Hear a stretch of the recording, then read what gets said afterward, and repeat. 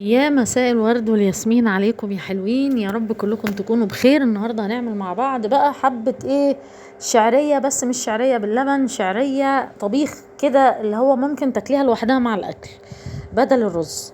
يعني نتحدى غلاء الاسعار، وحاجة تشبع وحاجة حلوة وجديدة بالنسبة للولاد برضو، واكيد كلكم عارفين. يعني اول حاجة عملتها حطيت حتة سمنة كده حلوة او زبدة، شوفي انتي ممكن تحمريها بايه، وعليها حبة زيت صغننين عشان تبقى مفلفلة. وهبدأ احمر الشعرية لوحدها.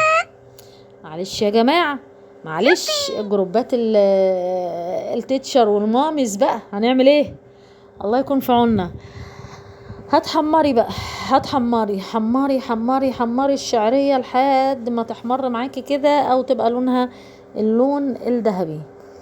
تمام. تفضلي كده اهوت لوحدها كده اهي. اول ما تحمر معاكي كده تبدأ ان انتي تطلعيها على جنب، ولو هتطلعيها في نفس الطاسة يبقى تشيليها او تطفي عليها قبل ما تحمر قوي، عشان السخونية هتطلع من الطاسة على الشعرية. ممكن لو هي محمرة جامد قوي او متحمرة جامد قوي تبوظ منك.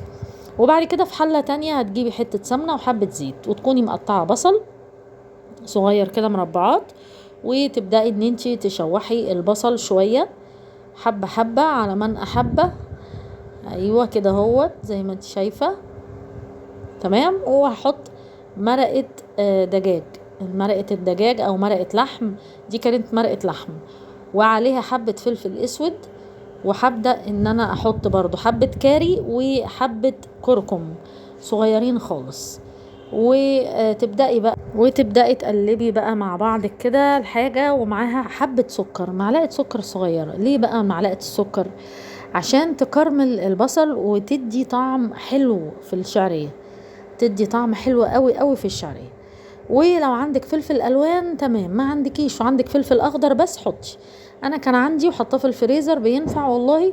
فبدأت ان انا اقلبه، بس ما تدبليش قوي الفلفل، تخلي الفلفل ما يتدبلش قوي. وبعد كده تجيبي الشعرية اللي انت كنتي محمراها على جنب، وتبدأي تقلبي كل الخليط ده مع بعضه. وانا حطيت كام كوباية شعرية؟ 4 كوبايات شعرية.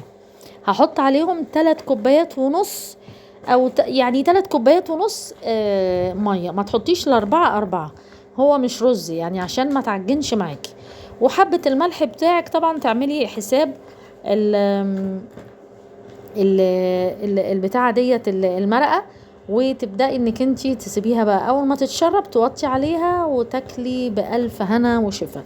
كان طعمها حلو قوي وشكلها حلو قوي، وتنفع في العزومات برضو مع الاكل طبعا، تبقى حاجه كده مع رز مع حاجه، طعمها في منتهى الجمال. اتمنى تجربي الوصفه ان شاء الله، باذن الله تعجبك على خير، ونشوفك على خير ان شاء الله. يلا باي باي.